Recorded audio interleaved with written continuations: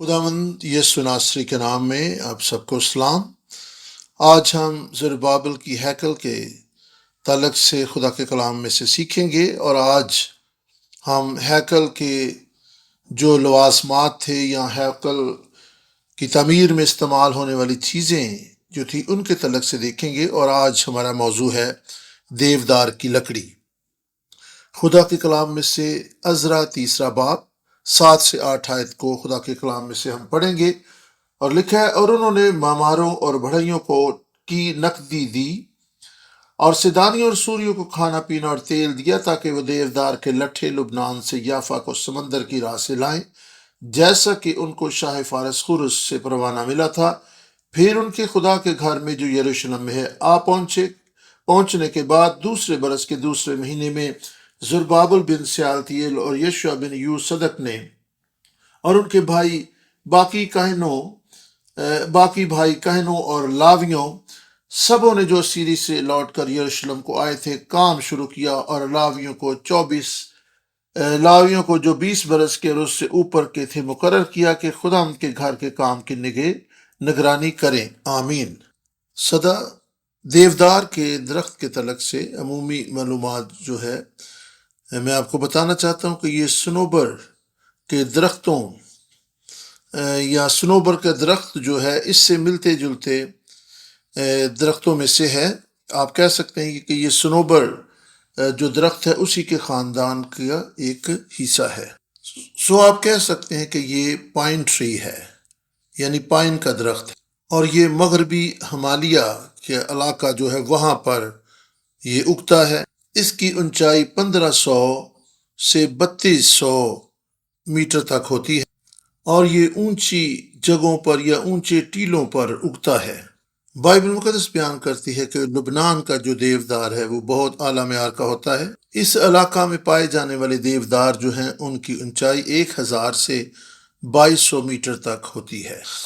دیودار کا جو درخت ہے یہ انتہائی کم درجہ حرارت تک بھی اپنے آپ کو زندہ یا قائم رکھ سکتا ہے، حتیٰ کہ -25 سینٹی گریڈ تک بھی یہ اپنے آپ کو قائم رکھ سکتا ہے، اور اتنی انتہائی سردی جو ہے وہ اس کو متاثر نہیں کرتی۔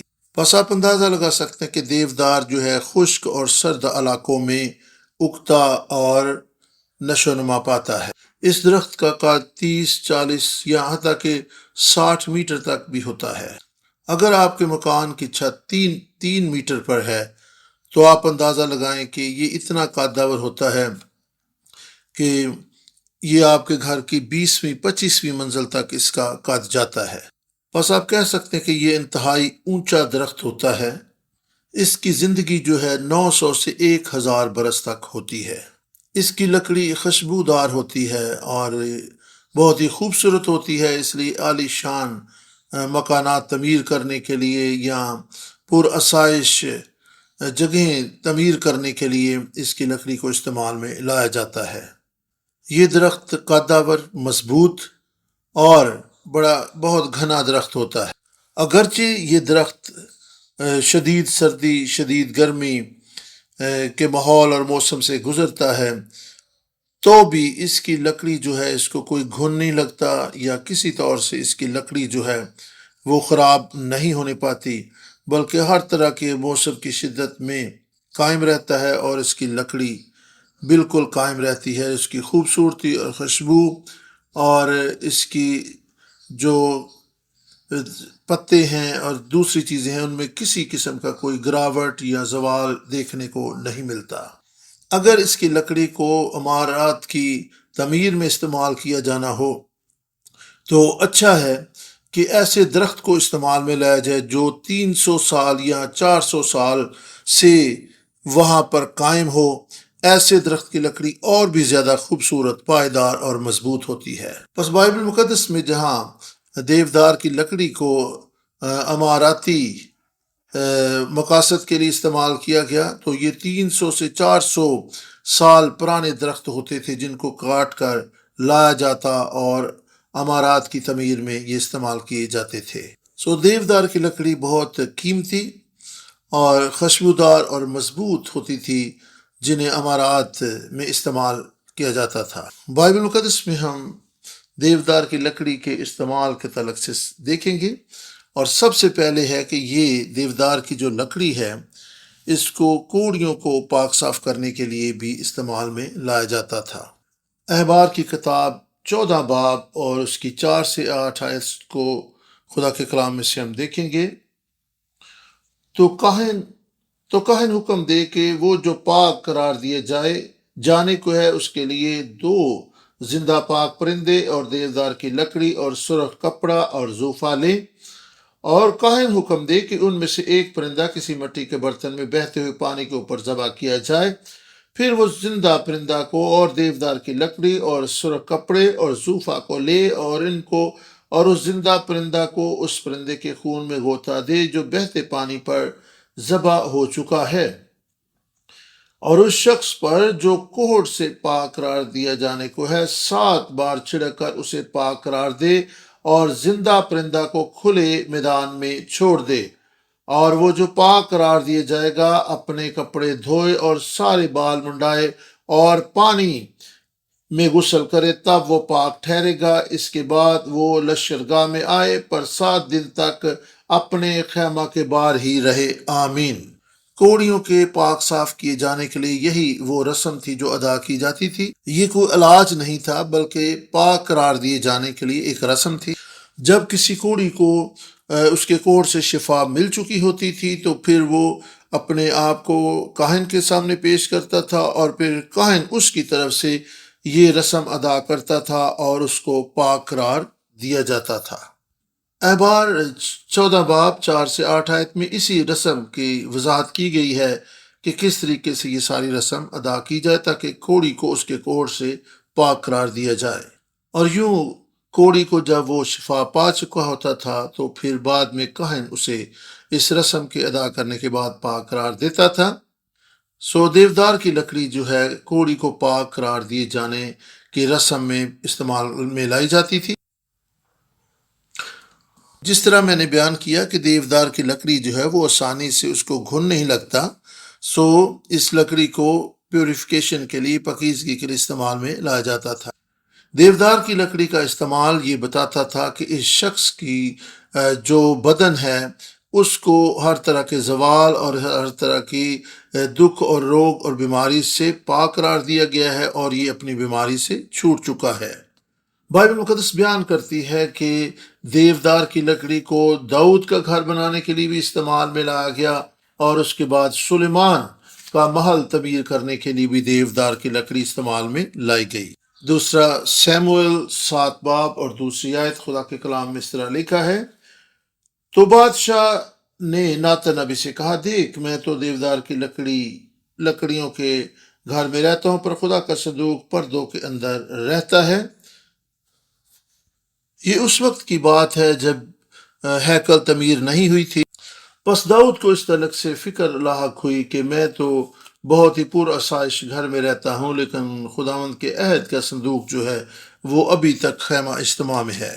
پہلا سلاطین اور اس کا 7واں باب اور دوسری آیت میں خدا کے کلام میں لکھا ہے، کیونکہ اس نے اپنا محل لبنان کے بن کی لکڑی کا بنایا، اس کی لمبائی 100 ہاتھ اور چوڑائی 50 ہاتھ اور اونچائی 30 ہاتھ تھی، اور وہ دیودار کے ستونوں کے 4 قطاروں پر بنا تھا، اور ستونوں پر دیودار کے شتیر تھے۔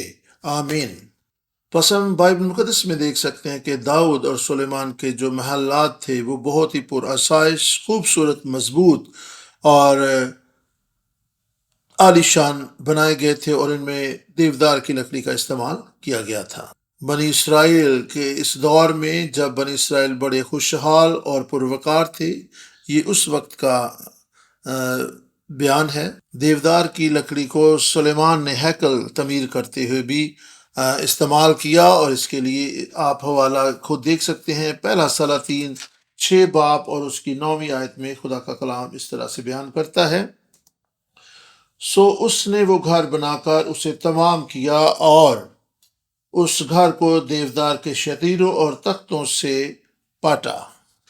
پھر 15 سے 16 آیت میں لکھا ہے، اور اس نے اندر گھر کی دیواروں پر دیودار کے تختے لگائے، اس گھر کے فرش سے چھت کی دیواروں تک اس نے ان پر لکڑی لگائی، اور اس نے اس گھر کے فرش کو صنوبر کے تختوں سے پاٹ دیا۔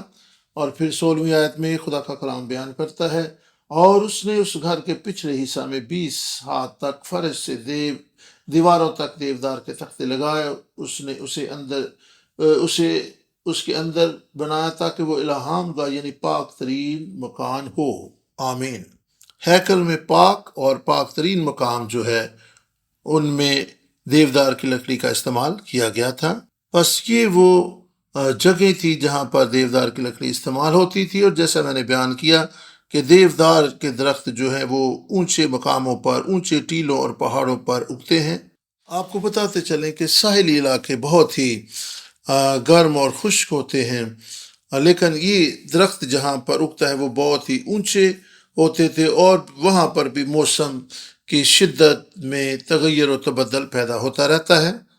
بس اس لکڑی کا حصول جو ہے وہ بہت ہی مشکل ہوتا ہے۔ بس دیودار کی جو لکڑی ہے وہ بہت مہنگی ہوتی تھی، اور انہیں بہت حاصل کرنا بڑا مشکل ہوتا تھا، اس لیے یہ مہنگی بھی بکتی تھی، اور پھر بہت کم لوگ اس کو استعمال میں لاتے تھے۔ بس آج کے جو مرکزی حوالہ ہے اس میں ہم نے عزرا کی کتاب میں دیکھا کہ خدا نے اپنے لوگوں کو ہدایت دی کہ وہ زربابل کی ہیکل تعمیر کرتے وقت دیودار کی لکڑی کو استعمال میں لائیں۔ ہم نے بائبل مقدس میں سے مختلف حوالہ جات دیکھے کہ کہاں دیودار کی لکڑی استعمال ہوتی تھی، بس ہم یہ دیکھیں گے کہ اس کے استعمال کی کیا اہمیت ہے اور یہ کیوں کر بہت عام خیال کی جاتی ہے۔ ہمارا تیسرا جو سب ٹائٹل ہے وہ کہ دیودار کی لکڑی کی اہمیت، اور اس میں پہلے نمبر پر ہم دیکھیں گے کہ یہ انتہائی اعلیٰ اور خاص درخت ہے۔ یرمیہ نبی کا صحیفہ 22 باب اور 7ویں آیت میں خدا کے کلام میں لکھا ہے، اور میں تیرے خلاف غارت گروں کو مقرر کروں گا، ہر ایک کو اس کے ہتھیاروں سمیت، اور وہ تیرے نفیس دیوداروں کو کاٹیں گے اور ان کو آگ میں ڈالیں گے۔ آمین۔ یہاں پہ آپ نے دیکھا کہ دیودار جو ہے یہ نفیس درخت ہے۔ اس کا مطلب ہے کہ یہ خوبصورت درخت ہے، بہت خاص درخت ہے۔ دیودار خوبصورت اور نفیس درخت ہے، اس کی اپنی ایک منفرد خوبصورتی ہوتی ہے۔ پھر بائبل مقدس بیان کرتی ہے کہ دیودار جو ہے یہ بہت اونچا درخت ہے، اور آپ اس کے لیے یسایہ کی کتاب کے 2 باب کی 13ویں آیت کو دیکھ سکتے ہیں۔ اور لبنان کے سب دیوداروں پر جو بلند اور اونچے ہیں، اور بسن کے سب بلوتوں پر، اور سب اونچے اور پہاڑوں اور سب بلند ٹیلوں پر۔ آمین۔ لبنان کے جو دیودار جو تھے وہ نہایت بلند سمجھے جاتے تھے۔ یہ انتہائی بلند اور اونچے درخت ہوتے تھے، اور اس کے ساتھ ہی ہم آموس 2 باب اور 9 آیت کو دیکھیں گے۔ حالانکہ میں ہی نے ان کے سامنے سے اموریوں کو نیست کیا، جو دیوداروں کی مانند بلند اور بلوتوں کی مانند مضبوط تھے۔ ہاں، میں ہی نے اوپر سے ان کا پھل برباد کیا اور نیچے سے ان کی جڑیں کاٹی۔ دیودار کے جو درخت تھے وہ کسی چیز کی اونچائی کو یا کسی بلندی کی پیمائش یا کسی سرفرازی کی مانند تشبیہ دینے کے لیے استعمال ہوتے تھے۔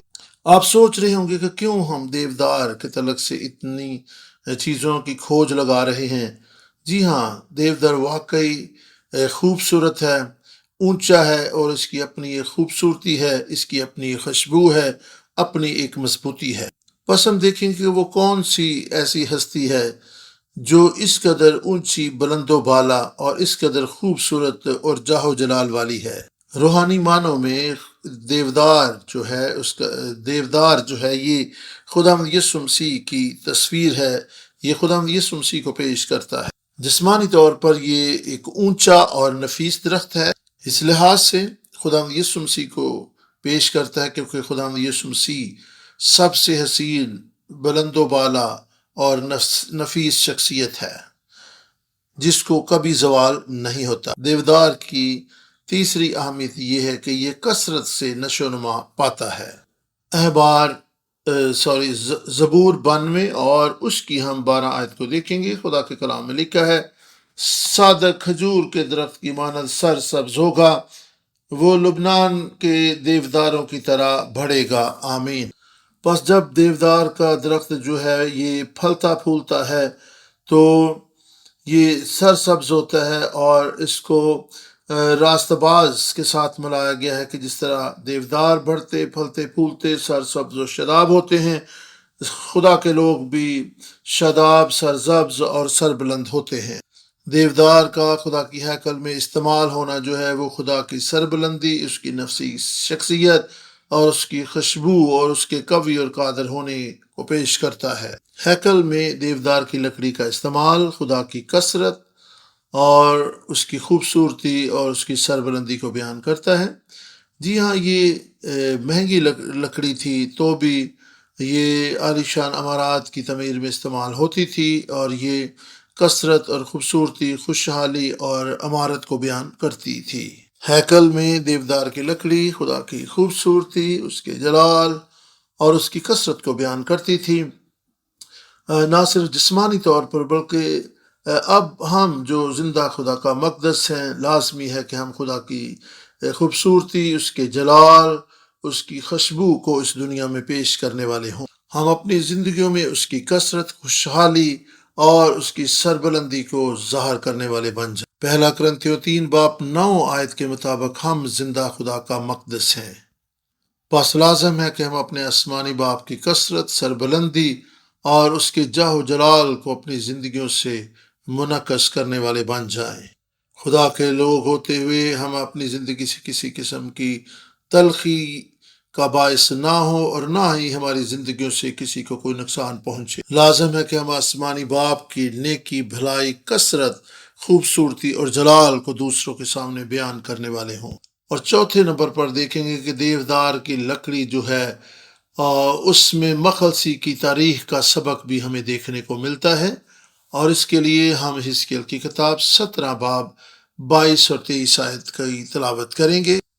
خداوند خدا فرماتا ہے، میں بھی دیودار کی بلند چوٹی لوں گا اور اسے لگاؤں گا، پھر اس کی نرم شاخوں میں سے ایک کونپل کاٹ لوں گا اور اسے ایک اونچے اور بلند پہاڑ پر لگاؤں گا۔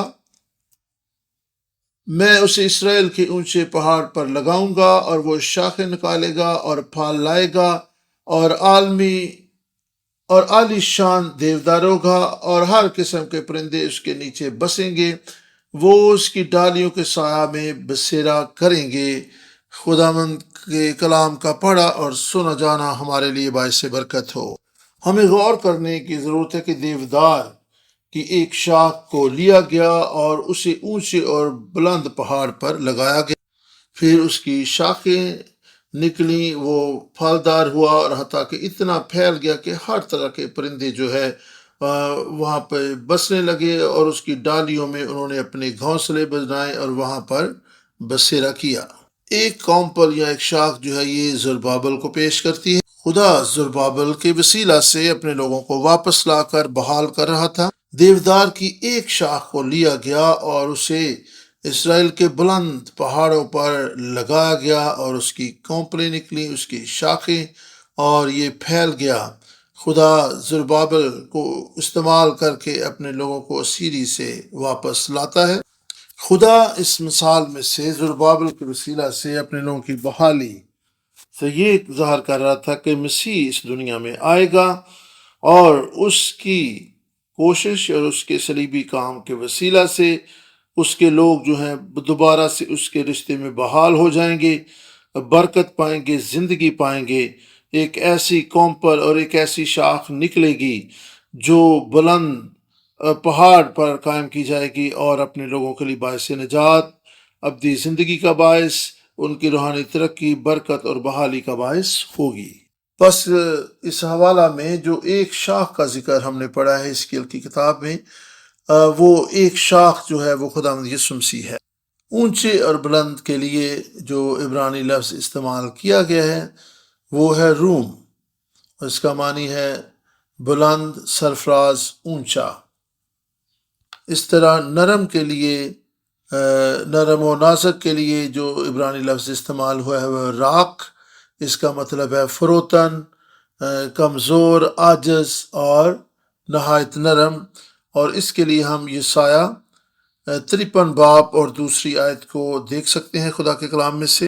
یہ دونوں عبرانی الفاظ جو ہیں، خاص طور پر روم جس کا مطلب ہے سربلند، یہ لفظ جو ہے خداوند یسوع مسیح کی سربلندی، عظمت اور اس کی حشمت کو بیان کرتا ہے۔ دیودار جو ہے یہ خداوند کی سربلندی، حشمت اور سرفرازی کو بیان کرتا ہے۔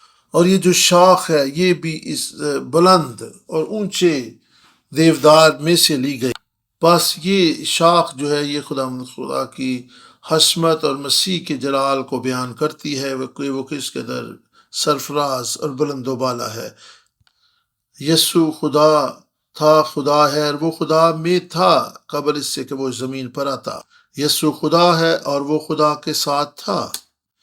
اور پھر ایک شاخ کا ذکر کیا گیا ہے جو کہ بہت ہی نرم و نازک ہے۔ جو شاخ نرم ہے یہ خداوند یسوع کی فروتنی اور اس کی بشریت کو بیان کرتی ہے۔ یسوع خدا تھا اور وہ خدا میں تھا، لیکن وہ انسان بن کر ہمارے درمیان آیا اور اس زمین پر رہا۔ یہ شاخ اس کی الوہیت کو اور اس کی فروتنی اور اس کی بشریت کو بیان کرتی ہے۔ وہ لامحدود، قوی اور قادر اور عظیم خدا ہے، لیکن اس نے تجسم اختیار کیا اور وہ قید و بند میں جو انسان ہوتا ہے جس کی حدود ہوتی ہیں، ویسا انسان بن کر آیا جو ٹائم اور جسم کے لحاظ سے محدود تھا۔ وہ بلند و بالا دیودار میں سے نکالے گئی شاخ ہے جو نازک ہے، جو کمزور ہے انسانوں کی طرح، اور وہ ایک اونچے پہاڑ پر لگائی گئی، جس سے ظاہر ہوتا ہے کہ خداوند یسوع جو از خود خدا تھا، وہ اس نے جسم اختیار کیا، وہ انسان بن کر اس دنیا میں آ گیا اور انسانوں کے درمیان اس نے بشریت کی زندگی بسر کی جو کئی لحاظ سے محدود تھی۔ یوحنا کی انجیل 1 باب 14 میں خدا کا کلام اس طرح سے بیان کرتا ہے، اور کلام مجسم ہوا اور فضل اور سچائی سے ممور ہو کر ہمارے درمیان رہا، اور ہم نے اس کا ایسا جلال دیکھا جیسا باپ کے اکلوتے کا جلال۔ آمین۔ کلام مجسم ہوا، خدا نے تجسم اختیار کیا، یوں خداوند یسوع مسیح نے بشریت اختیار کی اور اس دنیا میں رہا، اور اسی چیز کو حزقیل کی کتاب میں ابھی جو ہم نے حوالہ پڑھا ہے اس میں بیان کیا گیا ہے۔ یسایہ 53 باب 2 کو ہم خدا کے کلام میں سے پڑھیں گے۔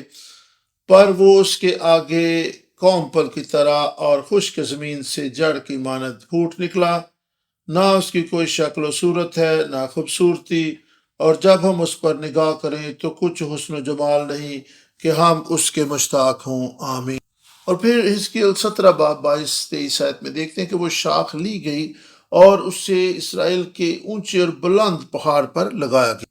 یسایہ 40 باب 9 کے مطابق بلند پہاڑ سے مراد سیون یا اسرائیل کا بلند پہاڑ ہے۔ یسایہ 40 باب اور 9 میں لکھا ہے، یسایہ 40 باب 9 میں خدا کا کلام بیان کرتا ہے، آئے سیون کو خوشخبری سنانے والی اونچے پہاڑ پر چڑھ جا، اور آئے یروشلم کو بشارت دینے والی زور سے اپنی آواز بلند کر، خوب پکار اور مت ڈر، یہودا کی بستیوں میں سے کہہ دیکھو اپنا خداوند۔ زبور 2 باب اور اس کی 6 میں خدا کا کلام بیان کرتا ہے، میں تو اپنے بادشاہ کو اپنے کوہ مقدس سیون پر بٹھا چکا ہوں۔ آمین۔ زکریا 8 باب 3 کو بھی آپ نوٹ کر سکتے۔ یہ حوالہ بیان کرتا ہے کہ خداوند یسوع مسیح بنی اسرائیل کے پاس آئے اور وہ یروشلم کو جائے گا۔ یہ حوالہ ہمیں بتاتا ہے کہ خداوند یسوع مسیح تجسم اختیار کر کے بنی اسرائیل کے درمیان آیا اور وہ ان کے درمیان رہا، اور خداوند یسوع مسیح یوں تو کئی دفعہ یروشلم گئے ہوں گے، لیکن خاص طور پر مصلوبیت سے پہلے وہ یروشلم گئے۔ پھر اس کی 17 باب کے ہم نے 22 اور 23 میں پڑھا، وہ شاخیں نکالے گا اور پھل لائے گا اور عالی شان دیودار ہو۔ اس کا مطلب ہے وہ سربلند ہوگا، وہ نفیس اور خوبصورت ہوگا، اور اس کا جاہ و جلال جو ہے وہ دنیا دیکھے گی۔ یہ حوالہ بیان کرتا ہے کہ خداوند یسوع مسیح دکھوں میں سے گزرا، مصلوب ہوا، دفن ہوا، اور پھر وہ اس دنیا میں مردوں میں سے جی اٹھا اور آسمان پر چلا گیا، اور خدا باپ کی دہنی ہاتھ وہ سربلند ہوا۔ یسوع خدا کے ساتھ تھا، وہ انسان بن کر اس دنیا میں آ، وہ دکھ اٹھانے، مصلوب ہونے، اور پھر مر جانے، اور پھر دفن ہونے، اور مردوں میں سے جی اٹھ کر آسمان پر خدا باپ کے دہنی طرف سر بلند ہونے سے وہ ممتاز ہوا۔ اس کو خدا نے سر بلند کیا، اس کو ممتاز کیا، اور ہم اس کے جاہ و جلال کو بلندیوں پر دیکھتے ہیں۔ خداوند یسوع نے خدا باپ کے ساتھ جلال پایا، وہ خدا باپ کی دہنی ہاتھ سر بلند ہوا اور وہ آسمانوں پر چڑھ گیا۔ یہ اس کی الوہیت کو بیان کرتا ہے کہ کس طریقے سے وہ سر بلند کیا گیا، کس طریقے سے وہ ممتاز ہوا، اور خدا نے اسے عزت اور وقار بخشا۔ دہنا ہاتھ جو ہے یہ عزت کو ظاہر کرتا ہے، اور دہنا ہاتھ جو ہے یہ قربت کو بیان کرتا ہے، کیونکہ لکھا ہے کہ وہ شاخ پھلی پھولی اور اس نے خوب نشو و نما پائی۔ اس کا مطلب ہے کہ خدا یسوع مسیح جو ہے وہ بھی بہت پھلا پھولا، اس نے بھی کثرت پائی، اس نے بھی برکت پائی، اور وہ عالی شان اور جلالی ہو کر خدا باپ کے دہنے ہاتھ سربلند ہوا، اور وہ شاخیں نکالے گا اور پھل لائے گا اور عالی شان دیودار ہوگا، اور ہر قسم کے پرندے اس کے نیچے بسیرے کریں گے، وہ اس کی ڈالیوں کے سایہ میں بسیرا کریں گے، اور میدان کے سب درخت جانیں گے کہ میں خدا نے بڑے درخت کو پست کیا اور چھوٹے درخت کو بلند کیا۔ پطرس کا پہلا خط، اس کا 3 باب اور 22 آیت کو میں آپ کے سامنے تلاوت کروں گا۔ وہ آسمان پر جا کر خدا کی دینی طرف بیٹھا ہے، اور فرشتے اور اختیارات اور قدرتیں اس کے تابع کی گئی ہیں۔ فلپیوں 2 باب 8 اور 9 آیت میں خدا کا کلام اس طرح سے بیان کرتا ہے، اور انسانی شکل میں ظاہر ہو کر اپنے آپ کو پست کر دیا، اور یہاں تک فرمانبردار رہا کہ موت، بلکہ صلیبی موت گوارا کی۔ اس واسطے خدا نے بھی اسے بہت سربلند کیا، اور اسے وہ نام بخشا جو سب ناموں سے اعلیٰ ہے۔ خدا یسوع مسیح کا خدا باپ کے دہنے ہاتھ ہونا بیان کرتا ہے کہ وہ سربلند کیا گیا ہے، وہ ممتاز کیا گیا ہے، اور وہ عالی شان ہے۔ یہ عزت اور وقار اور مقام کو بیان کرتا ہے۔ اور پھر حزقیل 17 باب 22 آیت میں حوالہ بیان کرتا ہے، اور ہر قسم کے پرندے اس کے نیچے بسیں گے، وہ اس کی ڈالیوں کے سایہ میں بسیرا کریں گے۔ آمین۔ یہ جن پرندوں کا یہاں پر ذکر کیا گیا ہے، یہ کون سے پرندے؟ میں چاہتا ہوں کہ ہم حزقیل 17 باب کی 22 اور 23 آیت کا جو حوالہ ہم نے پڑھا ہے، اس کے روحانی پہلو کو دیکھیں، روحانی طور پر اس کے معنی اور مفہوم کو سمجھنے کی کوشش کریں۔ بے شک یہاں پر پرندوں کا ذکر کیا گیا جو جسمانی پرندے ہوتے ہیں، لیکن ضرور ہے کہ ہم اس حوالہ کے جو روحانی معنی اور مفہوم ہیں ان کو بھی سمجھیں اور ان کو جانیں۔ پرندوں کے معنی اور مفہوم کو سمجھنے کے لیے ضرور ہے کہ ہم حزقیل کی کتاب کے 31 باب کی 6 آیت کو خدا کے کلام میں سے پڑھیں، اور یہاں پر اس طرح سے مرقوم ہے، ہوا کے سب پرندے اس کی شاخوں پر اپنے گھونسلے بناتے تھے، اور اس کی ڈالیوں کے نیچے سب دشتی حیوان بچے دیتے تھے، اور سب بڑی قومیں اس کے سایہ میں بستی تھی۔ آمین۔ یہاں پر ہوا کے پرندوں اور قوموں کو موازنہ کیا گیا ہے۔ تمام پرندوں سے مراد تمام بڑی قومیں، تمام پرندے اس سے مراد تمام بڑی اور عظیم قومیں ہیں۔ اور یہاں پہ لکھا کہ تمام ہوا کے پرندے اور ہر قسم کے پرندے، اس کا مطلب ہے ساری قومیں خداوند یسوع مسیح کے پاس آئیں گی، کیونکہ آسمان کے تلے زمین کے اوپر کوئی دوسرا نام بخشا نہیں گیا جس کے وسیلہ سے ہم نجات پائیں۔ سو نجات، معافی اور ہمیشہ کی زندگی کے لیے تمام قومیں، ہر طرح کے لوگ، قوم اور قبیلے اور گھرانے جو ہیں وہ خداوند یسوع مسیح کی طرف رجوع لائیں گے۔ حزقیل 17 باب 22-23 میں پڑھا کہ دیودار میں سے ایک شاخ، نرم شاخ لی گئی، اور اس کو اونچے پہاڑ پر لگایا گیا اور وہ پھلی پھولی اور وہ سر بلند ہوئی۔ اور یہ شاخ جو ہے خدا یسوع مسیح کی تصویر کشی کرتی ہے، اور لکھا ہے کہ وہ شاخ اس قدر پھلی پھولی کہ ہوا کے پرندوں نے اس پر گھونسلے بنائے۔ ہوا کے پرندے تمام قوموں کو، تمام بڑی قوموں کو بیان کرتے۔ تمام ہوا کے پرندے سب طرح کے لوگ ہیں جو خدا یسوع مسیح کے پاس آ کر آرام، ابدی زندگی اور گناہوں کی معافی پائیں گے، کیونکہ اس نے کہا ہے تھکے مندے بوجھ کے دبے لوگوں، سب لوگوں میرے پاس آؤ۔ زکریا 8:22 آیت میں خدا کا کلام اس طرح سے بیان کرتا ہے، بہت سی امتیں اور زبردست قومیں رب الفاظ کی طالب ہوں گی اور خدا ان سے درخواست کرنے کو یروشلم میں آئیں۔ مکاشفہ 11:15 آیت میں خدا کے کلام میں لکھا ہے، اور جب ساتویں فرشتہ نے نرسنگا پھونکا تو آسمان پر بڑی آوازیں اور اس مضمون کی پیدا ہوئیں کہ دنیا کی بادشاہی ہمارے خدا اور اس کے مسیح کی ہوگی اور وہ ابدالآباد بادشاہی کرے گا، آمین۔ اس دنیا میں مختلف ممالک ہیں، وہاں پہ مختلف سلطنتیں اور ریاستیں ہیں، جس طرح کہ ملیشیا ایک ملک ہے، America, China, Korea, Taiwan, Hindustan, Pakistan, Afghanistan.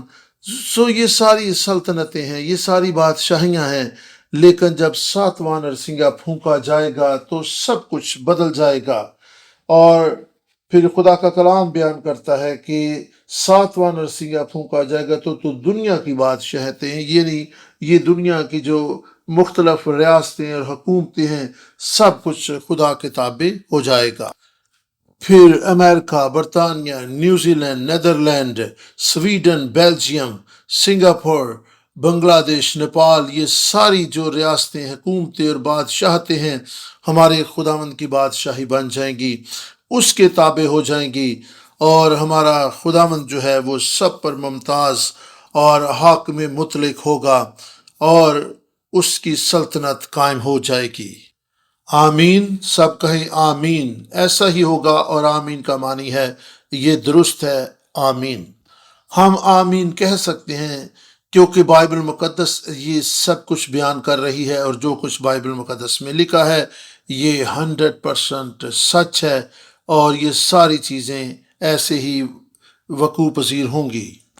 زکریا 8:22 آیت بیان کرتی کہ سارے لوگ، بڑی بڑی عظیم حکومتیں اور سلطنتیں جو ہیں وہ سب خداوند کے پاس یروشلم میں آئیں گی، اور وہ خدا کی مہربانی اور شفقت کی طالب ہوں گی۔ اس طرح مکاشفہ 11 باب اور اس کا 15 آیت بیان کرتی ہے کہ دنیا کی بادشاہی ہمارے خداوند اور اس کے مسیح کی ہوگی اور وہ ابدالآباد بادشاہی کرے گا۔ میری دعا ہے کہ خدا کے کلام میں جس طریقے سے لکھا ہوا ہے بالکل ویسا ہی ہو، اور ہم یقیناً اس بات کو دیکھیں گے اور اس بات کے گواہ ہوں گے کہ جو کچھ خدا کے کلام میں لکھا ہے وہ بالکل سچ ثابت ہوا ہے۔ خداوند ہمیں یہ تمام واقعات اپنی آنکھوں سے دیکھنے کی توفیق عطا فرمائے، اپنی بادشاہی میں شامل کرے تاکہ ہم اس کے گواہ ہوں اور اس کو اپنی زندگی سے عزت اور جلال دیں۔ حاصل کلام یہ ہے کہ دیودار کی لکڑی جو ہے یہ حق تعالیٰ کو بیان کرتی ہے۔ حزقیل 17 باب 22 اور 23 آیت میں ہم نے کومپل یا شاہ کی اہمیت اور اس کے معنی مفہوم کو سمجھا کہ یہ کیا ہے۔ یسوع ہی دیودار ہے، وہی سربلند اور ممتاز ہے۔ اس بات پر غور کریں کہ ہم خداوند یسوع مسیح کو کس طریقے سے سربلند کر سکتے ہیں، کس طریقے سے اپنی زندگیوں سے اسے ممتاز کر سکتے ہیں۔ چونکہ خداوند یسوع مسیح تو پہلے ہی سب سے بلند و بالا اور ممتاز ہے، اس لیے ہم اس کو سرفراز کرنے کے لیے، ممتاز کرنے کے لیے جسمانی طور پر کچھ بھی نہیں کر سکتے۔ اگر ہم اس بات پر ایمان رکھتے ہیں کہ یسوع سربلند ہے، ممتاز ہے اور وہ سب سے سربلند کیا گیا ہے، تو اس کا مطلب یہ ہے کہ ہم اس کے سامنے اپنے آپ کو فروتن بنائیں، اس کے سامنے اپنے آپ کو عاجز کریں، فروتن بنیں، اور اس بات کا اقرار کریں کہ خداوند ساری عزت اور جلال اور بزرگی تیرے لیے ہے۔ اس کے سامنے ہم جھکتے ہوئے اپنے آپ کو حلیم اور فروتن کرتے ہوئے اس کو سرفراز اور سربلند کر سکتے ہیں، اور یہی ایک طریقہ ہے جس سے ہم خداوند اپنے خدا کو اپنی زندگیوں میں سربلند کر سکتے ہیں۔ قدیم زمانہ میں ہم دیکھتے ہیں کہ جب لوگ کسی شہنشاہ، کسی بادشاہ، حکمران کے سامنے جاتے تھے تو وہ اپنے آپ کو اس کے سامنے جھکاتے تھے، اور یہ ان کا جھکنا بیان کرتا تھا کہ وہی سربلند ہے، اور ان لوگوں کی جو جھک رہے ہوتے تھے ان کا جھکنا، ان کی فروتنی اس کو ممتاز اور سرفراز کرتی تھی۔ اگر یسوع ہی بلند و بالا اور سب سے ممتاز کیا گیا ہے تو لازم ہے کہ اس کے سامنے جھکیں، اپنے آپ کو پست کریں، فروتن کریں، کیونکہ ساری عزت اور جلال اسی کا ہے۔ اگر ہم اس بات پر ایمان رکھتے ہیں کہ یسوع ہی سب سے بلند و بالا، سرفراز و ممتاز ہے، اور ساری عزت اور جلال اور بزرگی اس کے لیے ہے، لیکن پھر بھی اگر ہم اس کے سامنے یہ اقرار کرنے کے باوجود اپنے آپ کو بڑا بنائیں، اپنے لیے جلال حاصل کرنا چاہیں، لوگوں سے عزت کے طالب ہوں، اپنے آپ کو نمایاں کریں، اپنی عزت اور جلال کے طالب ہوں، تو اس کا سیدھا سیدھا مطلب یہ ہے کہ ہم خداوند کے سامنے اقرار تو کر رہے ہیں، لیکن ہمارا اقرار زبانی اور کلامی ہے، اور اس پر ہم عملی طور پر قدم نہیں اٹھا رہے، اور ہم اپنی زندگی سے خداوند کو ممتاز اور سربلند نہیں کر رہے۔ اگر ہمارا اقرار حقیقی ہے تو پھر ہم اپنے آپ کو اس کے سامنے عاجز اور فروتن کر دیں۔ اور حزقیل 17 باب اور 24 آیت میں خدا کے کلام میں اس طرح سے لکھا ہے، اور میدان کے سب درخت جانیں گے کہ میں خداوند نے بڑے درخت کو پست کیا اور چھوٹے درخت کو بلند کیا، ہرے درخت کو سکھا دیا اور سوکھے درخت کو ہرا کیا، میں خداوند نے فرمایا اور کر دکھایا ہے۔ خداوند یہاں پر کہہ رہا ہے کہ اگر کوئی اپنے آپ کو بڑا بنائے گا، اگر کوئی اپنے آپ کو سرفراز کرے گا تو میں اسے پست کروں، اور اگر کوئی اپنے آپ کو پست کرے گا تو میں اسے سرفراز کروں۔ بس جو کوئی اپنے آپ کو بڑا بنائے گا چھوٹا کیا جائے گا، اور جو کوئی اپنے آپ کو چھوٹا بنائے گا وہ بڑا کیا جائے گا، کیونکہ دیودار ہی سب سے بلند و بالا، مضبوط اور خوبصورت درخت ہے، اور اس کا کوئی ثانی نہیں ہے۔ سو ساری جو عزت اور جلال ہے وہ ہمارے خداوند ہی کی ہے، اس سے سربلند اور ممتاز کوئی بھی نہیں ہے۔ بائبل مقدس یہی اصول بیان کرتی ہے کہ اگر ہم اپنے خداوند کے سامنے اپنے آپ کو فروتن اور عاجز کریں گے تو ہمیں عزت دی جائے گی، ہمیں خداوند ممتاز اور سرفراز کرے گا۔ لیکن اگر ہم متکبر اور مغرور ہوں گے، اپنے جلال اور عزت کے طالب ہوں گے، تو خداوند ہمیں پست کرے گا۔ یہی بائبل مقدس کا ایک بھید ہے۔ اگر ہم اپنے آپ کو فروتن اور عاجز کریں گے تو خداوند ہمیں سرفراز اور ممتاز کرے گا۔ خداوند ہمیں شہزادے بنائے گا، ہم اس کے فرزند ٹھہریں گے، ہم شاہی کائنوں کا فرقہ، مقدس قوم اور برگزیدہ نسل ٹھہریں گے۔ اگر ہم اپنے آپ کو ممتاز کریں، بڑا بنائیں، مغرور اور متکبر ہوں تو خداوند ہمیں پست اور عاجز کرے گا۔ یسایہ 2 باب 12 اور 13 آیت میں خدا کے کلام میں یوں لکھا ہے، کیونکہ رب الفاظ کا دن تمام مغروروں، بلند نظروں اور متکبروں پر آئے گا، اور وہ پست کیے جائیں گے۔ 13ویں آیت میں لکھا ہے، اور لبنان کے سب دیوداروں پر جو بلند اور اونچے ہیں، اور بسن کے سب بلوتوں پر۔ خدا کا کلام بیان کر رہا ہے کہ جو اپنے آپ کو بڑے بنائیں گے، بلند نظر، متکبر اور مغرور ہوں گے، خداوند کا دن ان پر ناگہاں آ جائے گا۔ اور لبنان کے سب دیوداروں پر جو بلند اور اونچے ہیں، اور بسن کے سب بلوتوں پر، اور 14ویں آیت، اور سب اونچے پہاڑ اور سب بلند ٹیلوں پر۔ آمین۔ جس طرح عہد عتیق میں ہیکل کی خوبصورتی اور اس کے جلال اور اس کی مضبوطی اور خدا کی حشمت اور حلویت کو بیان کرنے کے لیے سیدار دیودار کی لکڑی استعمال ہوتی تھی، اچھا ہے کہ ہم اپنے زندگیوں میں اپنے آپ کو زندہ خدا کا مقدس بنانے کے لیے دیودار کی لکڑی کا استعمال کریں۔ آئیں اپنی ہیکلوں کو تعمیر کرنے کے لیے دیودار کو استعمال کریں، اور یہ دیودار جو ہے خداوند یسوع مسیح کی تصویر کشی ہے۔ اگر ہم اپنے آپ کو زندہ خدا کا مقدس، خدا کی ہیکل، پاک ترین مقام بنانا چاہتے ہیں تو یسوع کو اپنی زندگیوں میں استعمال کریں، یسوع کو اپنی زندگیوں کا بادشاہ بنائیں، یسوع کو اپنی زندگیوں میں سجائیں اور اسے اپنی زندگی کے تخت پر بٹھائیں۔ دیودار ہماری فروتنی، حلیمی اور انکساری کو بھی بیان کرتا ہے۔ پس اگر ہم واقعی خدا کا زندہ مقدس اور اس کی ہیکل بننا چاہتے ہیں تو اس کی تعمیر میں دیودار کو استعمال کریں، کیونکہ جب دیودار ہوگا تو عمارت عالی شان تعمیر ہوگی، اس میں خوبصورتی ہوگی، اس میں مضبوطی ہوگی، اور اس میں خوشبو ہوگی، اور یہ ساری صلاحیتیں، ساری صفات جو ہیں ہمارے خدا یسوع مسیح میں پائی جاتی ہیں، اس لیے اسے اپنی زندگی میں لیں۔ اگر ہم اپنی زندگیوں سے یسوع کو سربلند کرنا چاہتے ہیں تو پھر یسوع کو اپنی ہیکل میں جگہ دیں، یسوع سے اپنی ہیکل کو خوبصورت بنائیں۔ یسوع سربلند ہوگا اور ہم اس کے سامنے جھکنے والے ہوں۔ آج کے کلام کے وسیلہ سے خدا ہم پر ظاہر کر رہا ہے کہ ہم نے کیسی ہیکل تعمیر کرنی ہے جس میں وہ سکونت کر سکے۔ میری دعا ہے کہ میں اور آپ ایسی ہیکل بن جائیں جس کی تعمیر، جس کی خوبصورتی خداوند یسوع مسیح سے ہو، اور یسوع مسیح کی خوشبو ہماری زندگیوں سے آئے، اور خداوند اس ہیکل سے شادمان ہوگا، وہ اس ہیکل میں سربلند ہوگا، ساری عزت اور جلال اسی کو ملے گی، اور جب ہم اس کے سامنے عاجز ہو جائیں گے تو خداوند ہمیں برکت دے گا۔ خداوند کرے کہ ہماری ہیکلوں پر خداوند یسوع مسیح کا راج ہمیشہ قائم رہے، آمین۔ جب ہم ایسی ہیکل بن جائیں گے جس میں یسوع ہی سربلند ہوگا تو ہم جہاں کہیں جائیں گے خداوند ہمارے ساتھ ساتھ رہے گا، اور پھر ہمیں کسی چیز کی فکر، ڈر اور خوف اور دہشت نہیں ہوگی۔ ہم کیسی بھی صورتحال سے گزریں خداوند ہمارے ساتھ رہے گا، وہ ہماری فکر کرے گا، محافظت کرے گا۔ میری دعا ہے کہ آپ جتنوں نے آج خدا کے کلام کو سنا ہے، کلام کے وسیلہ سے اور کلام میں بیان کی گئی ساری برکات آپ کو ملے، آمین۔